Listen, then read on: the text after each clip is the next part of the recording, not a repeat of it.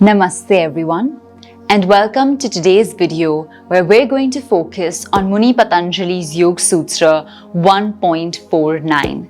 In this particular Yoga Sutra, Muni Patanjali has explained to us what really happens when we go deeper in the states of meditation and how it helps us to understand the subtlest of objects and even builds our understanding on existing gross objects. So let's look at the sutra, understand it, and break it up word by word to grasp its real meaning. Here's the sutra itself. And the sutra goes, Shrutanumana pragyabhyam manya vishaya vishesharthatvat. Alright, so that is the sutra itself. Now let's start breaking it up word by word to understand it even further. So here is the first word over here, which is Shruta. And this is referring more to something that is heard or coming from tradition, coming from the Agamas. The next word is Anuman, which as we've learned in Sutra 1.7 refers to inference or inferring something. The next word here is Pragya, the ordinary knowledge of knowing something or the potentiality of knowing something. And then comes Bhyam, which is just a word that indicates from. So from all of these previous words. The next word is Anya, which means other or different. And then after that we have the next two words which sound very similar, Vishaya and Vishesha. So the first word Vishaya is referring to a subject, that is a Vishaya or the subject that we're focusing on. And the next word Vishesha refers to something special or a particular quality. And finally we have the word Arthat or Artha Tattva, which is referring to the significance or the understanding of something. So now that we've understood all the meanings of the words, let's start understanding on the whole what is the sutra trying to tell us. So the sutra itself is trying to indicate that the usual modes of understanding any subject are of course Pratyaksha, Anuman and Agamaha, which we learnt in Sutra 1.7. However, now we're being told that there's of course yet another faculty, that is our direct intuition or perception through our internal senses, that can help us to understand a subject even better. So what they're saying is the subject, whether gross or subtle, could be further understood using the potentiality of our meditative processes. So what it's saying is that in a process, for example, if we're trying to understand divinity or what God means to us, it's very difficult to do that in an empirical way, because in an empirical way it's difficult to measure it, right? It's difficult to measure divinity. How do I measure what God is? How do I measure my spirit potential? So because of that, since it lies a little beyond the realm of measure, it starts to come more and more under the subtle realms.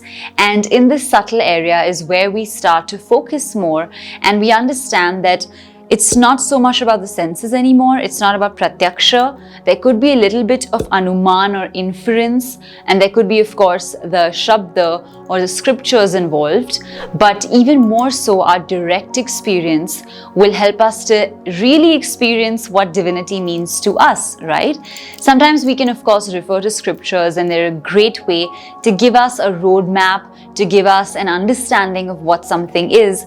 But unless we experience it ourselves, it's difficult to believe it and it's difficult to experience it. So that's why they're indicating that subtle objects need us to go and examine them through our meditation process, to experience them. And this obviously happens in our Nirvichar Samapatti, when it's ending, when there's no longer any thinking and it's all experience. That's when we start creating that intuition possibility of pragya, which gives us the ritambara or the truth potential, and that's how we then understand it even further. So this, of course, is our subtle objects, and I'm sure we all know that subtle objects need a deep level of meditation to understand the truth behind them or to understand their ultimate reality. But the same also applies to gross objects. So what the sutra is trying to tell us, that even objects like chemicals or substances that we have an empirical understanding of, we know them through numbers, we know them through names, we know them through what we have assigned to them. But there's obviously more truth, and that's what quantum physics very often explores, is what's happening within the realm of those atoms and those subatomic particles.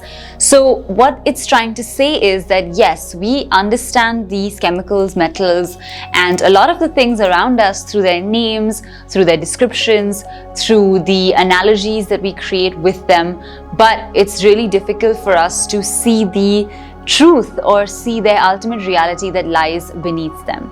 And I also have to add, of course, that truth is usually subjective, but in a lot of these cases when we're directly using our intuitive powers and it's not about our senses any longer, but it's about directly perceiving, in that case sometimes we come very close to the ultimate reality experience, is what this sutra is trying to tell us.